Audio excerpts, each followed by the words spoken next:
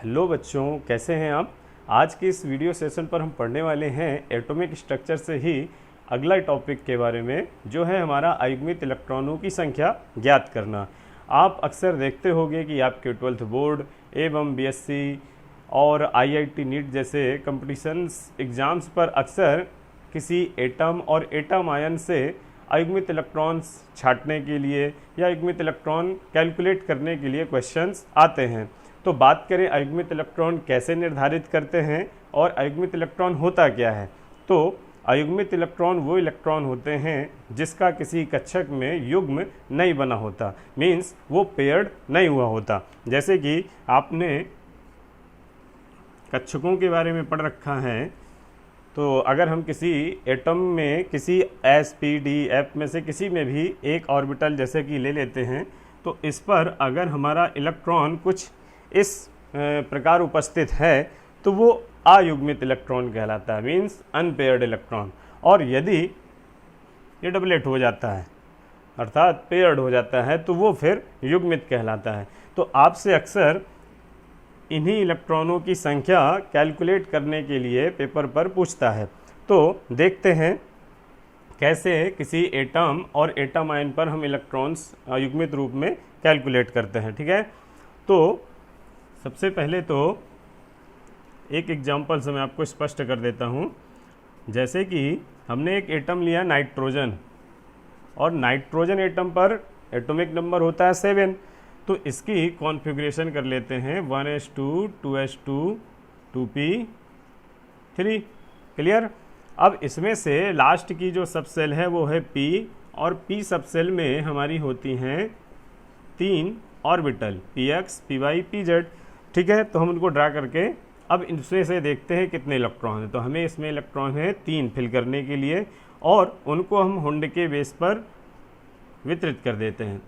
तो पहला, दूसरा, तीसरा तीनों क्लॉकवाइज जाएंगे। हमारे पास 3 इलेक्ट्रॉन थे। अब इनमें से क्या आपको तीनों इलेक्ट्रॉन में से किसी का युग्म दिख रहा है? बिल्कुल नहीं। ठीक, तो जब तीनों इलेक्ट्रॉनों का कोई युग्म नहीं दिख रहा तो यहाँ पर हमारे अयुग्मित इलेक्ट्रॉन हमें कितने मिल गए? 3।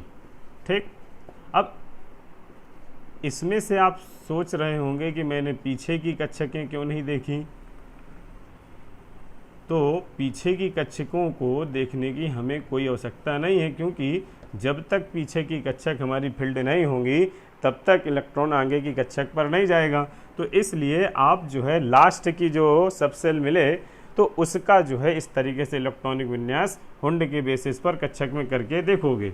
तो फिलहाल मिल गया 3। इसी प्रकार अगला एग्जाम्पल देखें, जैसे कि मैग्नीशियम 12। अब इसकी कॉन्फ़िगरेशन करते हैं तो आता है 1s2 2s2 2p6 3s2। ठीक है, 2 2 4 6 10 2 12। अब इसमें से पीछे के इसके भी सबसेल पूरे फील्ड हैं। हमारा लास्ट है s। तो देखा जाए तो s में से एक ही कक्षक होती है, और उसमें से भी कितने इलेक्ट्रॉन जा रहे हैं? 2। तो 2 के 2 हुंड के नियम के अनुसार भरे तो पहला गया क्लॉकवाइज और उसके बाद उसका जो है एंटी क्लॉकवाइज। तो आपको कैसे इलेक्ट्रॉन दिख रहे हैं? दोनों युग्मित, पेयर्ड। तो यहाँ पर हमें कोई अयुग्मित इलेक्ट्रॉन नहीं मिला, अर्थात हम शॉर्ट में लिख दें अनपेयर्ड इलेक्ट्रॉन की नंबर हमें कितनी मिल गई? 0। ठीक है, और एक एग्जाम्पल देख लेते हैं एटम आयन में से ही। जैसे कि हमने ले लिया oxygen atom. Oxygen atom means 8, इसका एटॉमिक नंबर 8। अब इसकी अगर कॉन्फ़िगरेशन करें तो 1s2 2s2 2p4। क्लियर। अब यहाँ पर ये हमारी कंप्लीट है। तो लास्ट में मिला p, और p में देखें तो 3 सबसेल, p सबसेल में से हैं 3 कक्षक हमारी ऑर्बिटल्स। तो 3 में से कितने भरने हैं? 4। तो पहले हुंड के नियम के अनुसार एक एक भर देते हैं, और एक हमने इसको रिपीट करा तो एंटी क्लॉकवाइज। अब इन चारों में से 2 तो पेयर्ड हो चुके हैं। ठीक, तो उनको हमें नहीं देखना, बल्कि ये वाला और ये वाला, इन दोनों का भी कोई युग्म नहीं बना। तो इसलिए ये हमारे 2 कैसे हो गए? अयुग्मित इलेक्ट्रॉन। तो यहाँ पर हमको अनपेयर्ड इलेक्ट्रॉनों की नंबर कितनी मिल गई? 2। क्लियर है। आगे देखते हैं।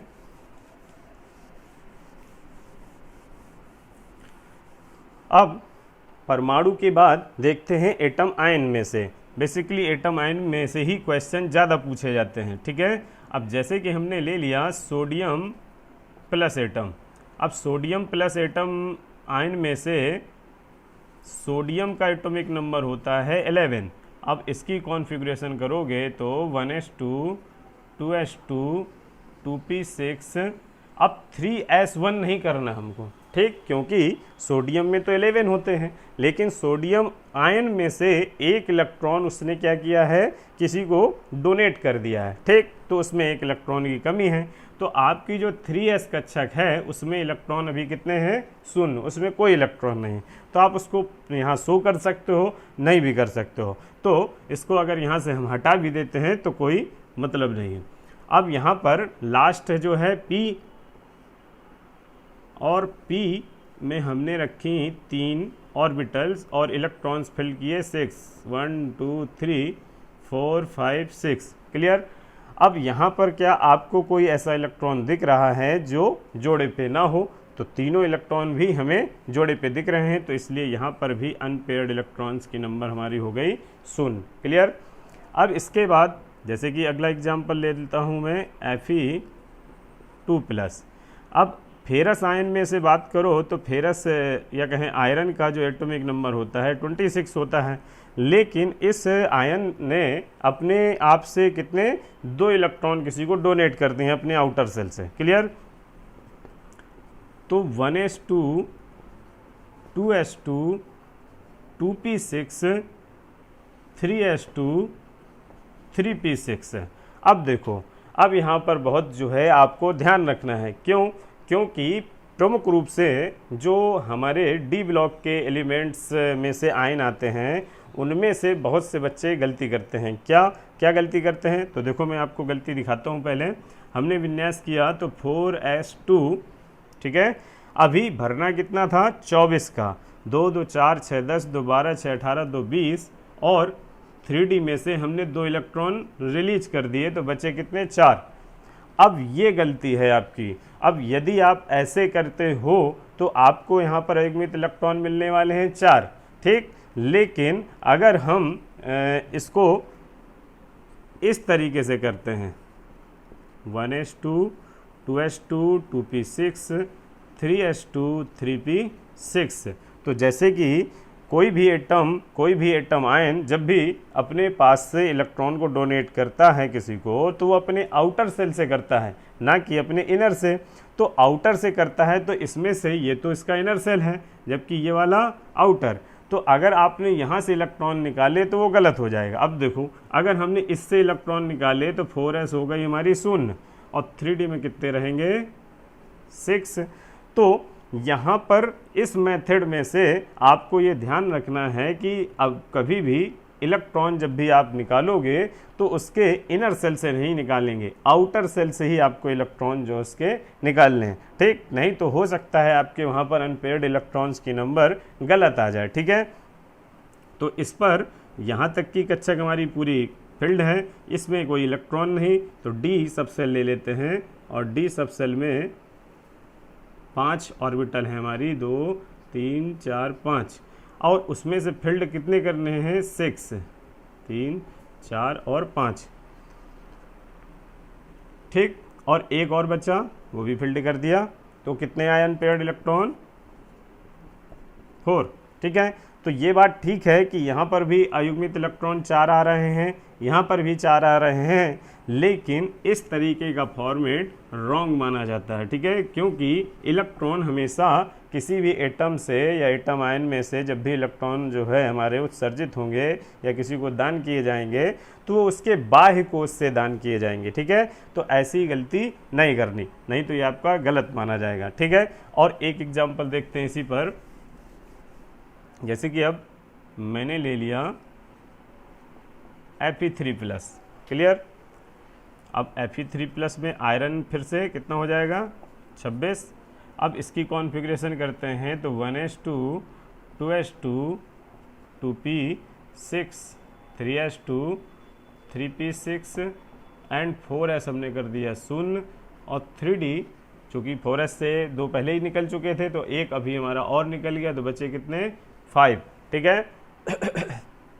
अब यदि इसको आपने इस फॉर्मेट पे नहीं बनाया तो अब देखना ये वाला आपका गलत हो जाएगा।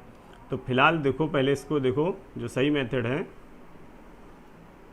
कि 3D में से 4s तो यहाँ पर इनकम्प्लीट थी, अभी भरी नहीं, ये वाली पूरी फील्ड थी, ठीक। तो 3D में से 5 कक्षकें हमने बनाई और कितने इलेक्ट्रॉन हैं यहाँ पर 5, पाँचों को बारी बारी से फिल्ड कर दिया। तो अनपेयर्ड इलेक्ट्रॉन आपको कितने मिले यहाँ पर इस आधार पर 5। लेकिन अगर आपने जो है इसको इस वाले से कक्षक से इलेक्ट्रॉन न निकाले, इससे निकाले, तो फिर देखिए आप क्या होगा, आपके अयुग्मित इलेक्ट्रॉनों की संख्या बदल जाएगी। जैसे हमने ये करा 1s2 2s2 2p6 3s2 3p6। अब 4s में से आपने जैसे इलेक्ट्रॉन नहीं निकाले, आपने सीधे 3D से निकाले, तो 3D में से आपने सीधे निकाले तो बचे यहाँ पर 3 इलेक्ट्रॉन, ठीक है ना। 23 का विन्यास करना था, 2 2 4 6 10 2 12 6 18 2 20 3 23। आपको सीधे दिखा कि 3 निकालने, हमने 3 निकाल दिया, इससे कोई फर्क ही नहीं पड़ रहा, निकालना है तो निकाल दिया। तो आपने 6 में से 3 निकाल दिया अगर, तो क्या गलती हुई कि आपने देखा कि ये तो पूरे फील्ड हैं, तो 3D में से आपने जाकर D का जो है यहाँ पर 5 ऑर्बिटल बनाया और तीनों को भरा, तो आपको यहाँ पर अनपेयर्ड इलेक्ट्रॉन मिलने वाले हैं कितने 3। तो ये गलती है, क्लियर। तो आपको जो है ये याद रखना है कि कभी भी किसी भी एटम आयन पर, और ख़ासकर जैसे मैंने बोला है कि डी ब्लॉक में ऐसी प्रॉब्लम सबसे ज़्यादा क्लियर होती हैं। तो बेसिकली 21 से हमारा डी ब्लॉक जैसे कि स्टार्ट होता है स्कैंडियम 21 से, तो वहाँ पर आपको नोटिस रखना है 21 से 30 जिंक तक जैसे आते हैं, तो पेपर पे अपने खासकर ये वाले डी ब्लॉक के एलिमेंट्स आयन्स ज़्यादा आते हैं। तो अक्सर बच्चे यही गलती करते हैं कि उन्होंने देखा कि Fe3+ बनाना है मुझको, और उसने एटॉमिक नंबर पर उतने इलेक्ट्रॉन सीधे माइनस किए और उनको निकाल दिए, ठीक। कि हमें 26 दिए परमाणु क्रमांक पता है, 23 का बनाना है, तो बस सीधे हमने चालू की अपनी एक स्टार्टिंग और सीधे जाकर लास्ट से 3 निकाल दिए। तो अगर आपने ये किया तो 2 2 4 6 10 2 12 6 18 2 20 3 23 का विन्यास आपने बना लिया है। लेकिन इस तरीके से आपके आए अनपेयर्ड इलेक्ट्रॉन 3, लेकिन आने कितने चाहिए, देखो 2 2 4 6 10 2 12 6 18 5 23, 23 का विन्यास उसमें भी बनाया हमने, लेकिन उसमें से अयुग्मित इलेक्ट्रॉन आए हमारे 5। तो ये फ़र्क है। तो आपको याद रखना है कि अयुग्मित इलेक्ट्रॉन जब भी आप क्या याद करोगे तो वहाँ पर बाह्य कोश से पहले इलेक्ट्रॉन निकालोगे। अगर बाह्य कोश से इलेक्ट्रॉन निकालने के बाद और इलेक्ट्रॉन वहाँ पर रिलीज हो रहे हैं, तब उसकी आप इनर सेल में जाओगे, क्लियर। एक और देख लेते हैं लास्ट। जैसे कि मैंने ले लिया Mn2+ मीन्स मैग्नीज, और मैग्नीज एटम की बात करें तो होता है 25। अब इसकी अगर कॉन्फ़िगरेशन करोगे तो 1s2 2s2 2p6 3s2 3p6 हो गया 18।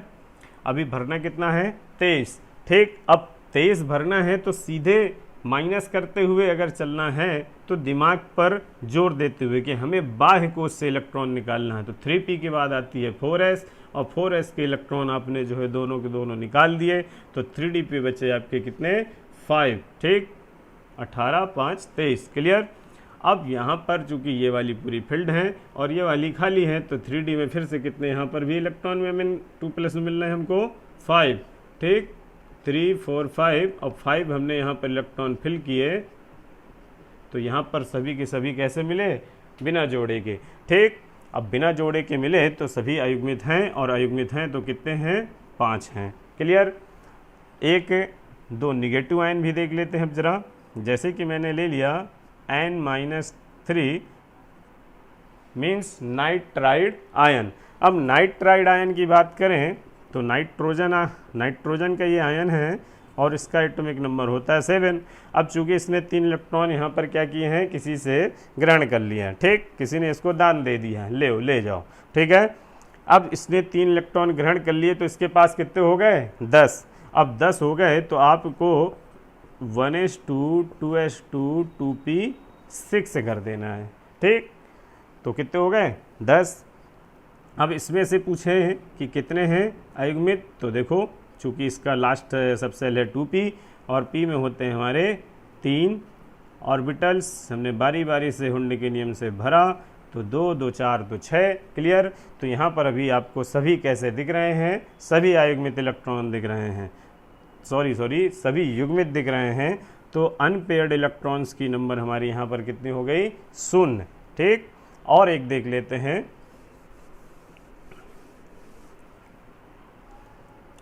अब जैसे कि मैंने ले लिया सल्फाइड आयन S-2, इसमें से सल्फर एटम का एटॉमिक नंबर है 16। अब इसका हमने विन्यास किया तो 1s2 2s2 2p6 3s2 3p6। Clear. अब चूंकि 16 उसके पास पहले से थे, अब किसी से मांग लाया ये 2 इलेक्ट्रॉन, या किसी ने इसको 2 इलेक्ट्रॉन दान में दे दिए, तो इसके पास हो गए 18 इलेक्ट्रॉन। तो 18 इलेक्ट्रॉन हो गए तो आपको 18 का कॉन्फ़िगरेशन कर देना है। तो 10 और 8 18। अब 18 के बाद बात करें तो पी में होती है हमारी 3 सब सेल, और तीनों में भर देनी है आपको 6 इलेक्ट्रॉन। हुंडे के नियम से हमने भर दी। तो यहाँ पर सभी इलेक्ट्रॉन हमको कैसे दिख रहे हैं, जोड़े में, मीन्स युग्म में। तो वो सबके सब पेयर्ड हैं। तो अनपेयर्ड इलेक्ट्रॉनों की नंबर यहाँ पर हमारी भी कितनी आ गई, 0। ओके। तो लगभग इस तरीके से आप सभी एटम और एटम आयंस की जो है अगर अयुग्मित इलेक्ट्रॉनों की संख्या कभी भी पेपर पर आते हैं तो ऐसे ही तुक्का मत लगाना शुरू कर देना, बल्कि उनमें से अयुग्मित इलेक्ट्रॉन इस मेथड से निकालना। ठीक। जिससे आपका आंसर क्लियर ही हो। और ऐसा करना बहुत आसान है। आप इस वीडियो को 1 या 2 बार देखोगे तो आपको अयुग्मित इलेक्ट्रॉन निकालना बिल्कुल क्लियर हो जाएगा। ओके। और घर पर इसकी प्रैक्टिस कीजिएगा।